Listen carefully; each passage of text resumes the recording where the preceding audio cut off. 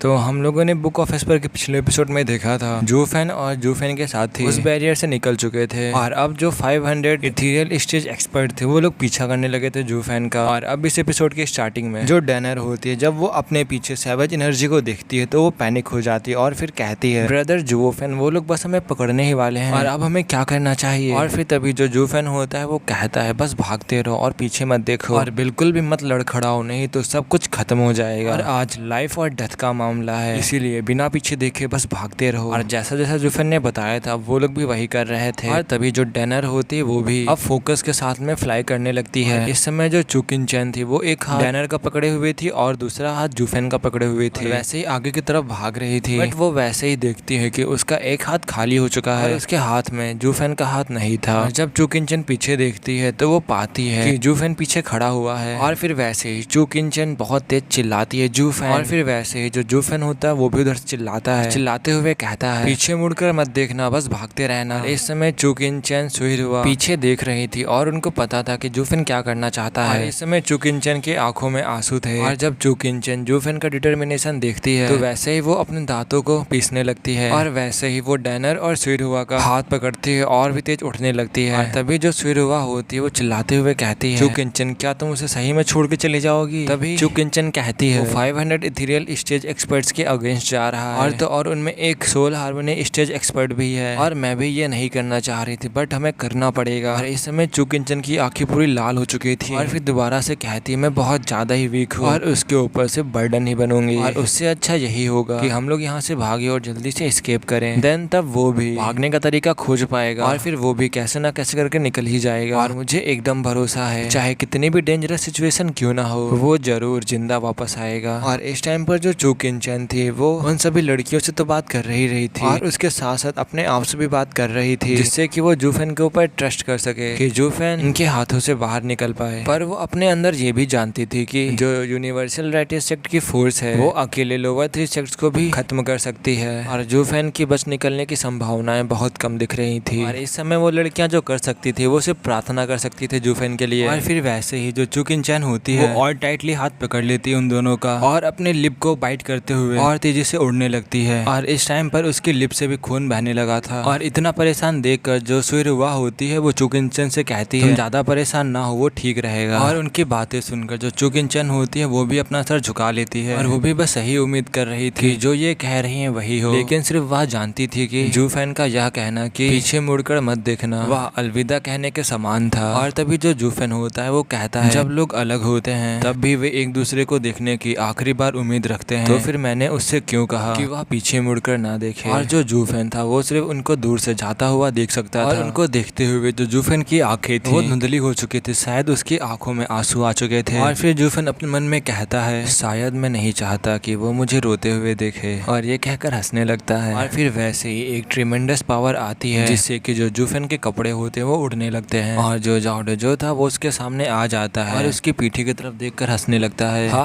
हा हा क्या तुम नहीं भागोगे भले ही तुमने बैरियर तोड़ दिया हो। और तुम्हें क्या लगता है कि तुम मेरे 500 इथेरियल स्टेज एक्सपर्ट को इतनी आसानी से चकमा दे दोगे और तुम बस आखिरी में ऐसे ही मरना नहीं चाहते थे। तभी जूफेन अपनी आंखों को बंद करते हुए अपनी आंखों से मिस्ट को दूर करते हुए शायद आंसुओं को पोंछते हुए और थूकते हुए कहता है क्योंकि मैं भाग नहीं सकता इसीलिए लड़ना बेहतर है और तुमने सही में पूरी ताकत अपनी लगा दी है और मेरे अगेंस्ट 500 इथेरियल स्टेज एक्सपर्ट का इस्तेमाल कर रहे हो। तभी जाओडे जो कहता है तुम्हारे जैसे शैतान से निपटने के लिए और क्या ही रास्ता हो सकता है और बस हम यही चाहते थे कि तुम्हारे जैसा शैतान हमारे हाथों से बिल्कुल भी बच के निकल ना पाए। और फिर तभी जो जाओडे जो होता है वो कुछ लोगों से कहता है 2 दर्जन लोगों से कहता है जाओ तुम लोग उन लड़कियों को पकड़ो जाके और तुम बाकी सभी लोग इस डीमन से डील करो। वो लोग भी वैसा करते हैं जैसा कि जाओडे ने कहा था। फिर वैसे ही जो 2 दर्जन इथेरियल स्टेज एक्सपर्ट होते हैं वो उन लड़कियों का पीछा करने के लिए जाने लगते हैं। जैसे ही वो लोग जा रहे थे वैसे ही एक धमाका होता है और वो सभी उनका पीछा करने के लिए जा रहे थे वो सभी लोग पीछे जाके गिरते हैं और वो सभी लोग खून से लथपथ हो जाते हैं। और जब वो लोग सामने देखते हैं तो जूफेन अपना 100 मीटर का स्कारलेट ड्रैगन बाहर निकाल लिया था। वो उन सबके रास्ते को ब्लॉक किए हुए खड़ा था। तभी जो जाओडे जो होता चिल्लाते हुए कहता है क्या ऑलमाइटी स्कारलेट ड्रैगन किंग जूफेन तुमने तो अपनी सोल बहुत जल्दी निकाल ली, जरूर ही आप उन लड़कियों को बहुत चाहते होगे। और फिर तभी जूफेन गहरी आवाज में कहता है जाओडे जो बस तुम मेरे सिर को काटने के पीछे पड़े हो, तुम लोग अनजानी लड़कियों को इसमें मत घसीटो कि एकदम ही निर्दोष है। अभी जाओडे जो हंसते हुए कहता है, हा हा हा, क्या इनोसेंट, जो चीज तुम्हारे साथ इन्वॉल्व हो सकती है तो वो इनोसेंट कैसे हो सकती है। और जो यूनिवर्सल राइटियस सेक्ट है वो एक एक डीमन को मार डालेगा और वो लड़कियां भी अभी या फिर बाद में मारी ही जाएंगी। और वो कह भी नहीं पाया था, वैसे एक ब्लास्ट की आवाज आती है और अब हमें दिखाया जाता है जो जूफेन का स्कारलेट ड्रैगन किंग होता है उसने सामने का जो रास्ता था वो पूरा ही ब्लॉक कर दिया था इस एक्सप्लोजन की वजह से। जब जूफेन उनकी तरफ पलट कर देखता है तब जो जूफेन की आंखें थी वो खून की प्यास में भरी हुई लग रही थी और फिर उनकी तरफ देखते हुए कहता है, जब तक मेरी सांस है कोई भी मुझे पास नहीं कर पाएगा। और तभी जो जाओड जो होता है वो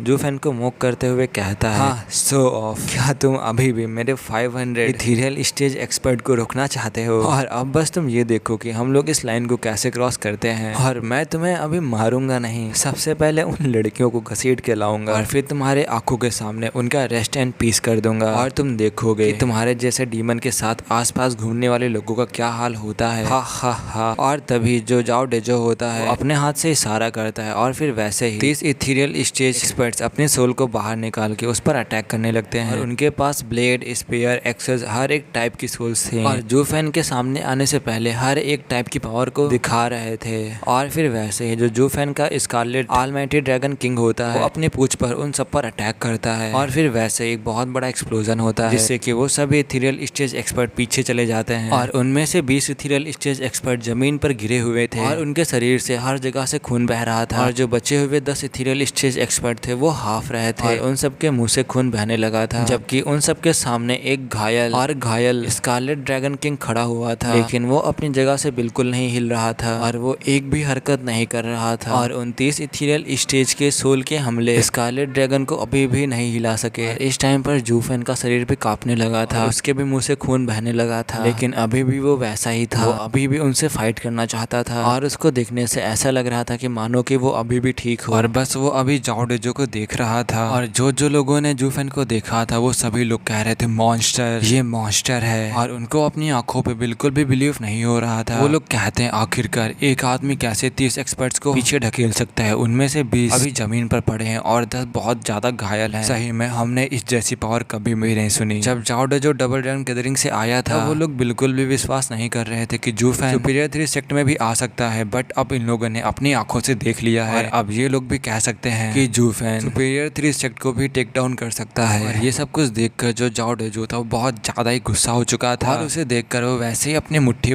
कसता है। और वो यहाँ पर इसलिए नहीं आया था कि जूफेन के और भी ज्यादा फैंस बने, वो इसलिए आया था कि वो अपने अच्छे के लिए जूफेन को जमीन में गाड़ सके। और फिर जाओ डेजो अपने मन में कहता है आखिरकार ये लोग कैसे ही एक डीमन को एडमायर कर सकते हैं और फिर वैसे चिल्लाते हुए कहता है दैट्स इनफ, तुम सभी लोग याद रखो कि तुम लोग राइटियस कल्टीवेटर हो और अब तुम सभी लोग अटैक करो और इसका सर मेरे पास लेकर आओ। और फिर वैसे ही सभी लोग जूफेन की तरफ जाने लगते हैं और वो सभी लोग अपनी अपनी पावर्स को अनलिस्ट कर रहे थे और जूफेन की तरफ बढ़ रहे थे, जिससे कि वहाँ पर बहुत डरावना माहौल हो चुका था। और जूफेन भी कहता है हाँ जल्दी से आओ और मेरा सर लेकर जाओ, तुम्हें ये जरूर करना होगा प्रोविडेंस के लिए। पर तभी जूफेन जो होता है वो उनसे कहता है अटैक करने से पहले तुम लोग एक बार जरूर सोच लो, जैसे कि इन 30 में से 20 एक्सपर्ट का हाल हुआ है वैसे तुम लोगों का भी हो सकता है और तुम में से बहुत सारे लोग मारे भी जा सकते हैं, बट आखिरी में क्या होगा, जो लोग बचेंगे सिर्फ उन्हें ही विक्ट्री मिलेगी और तुम सबका क्या होगा, जरा एक बार खुद सोच के देखो। और वैसे ही सभी लोग आधी दूरी पर आ चुके थे और वहीं पर रुक जाते हैं और एक दूसरे की तरफ देखने लगते हैं और सभी लोग एक दूसरे से कहने लगते हैं ब्रदर तुम पहले जाओ, और फिर दूसरा कहता है ब्रदर तुम पहले जाओ। और जूफेन के इस कैजुअल रिमाइंडर के साथ जो उनका इनर सेल्फ प्रिजर्वेशन था उनके रियलाइज करने से पहले सरफेस तक आ चुका था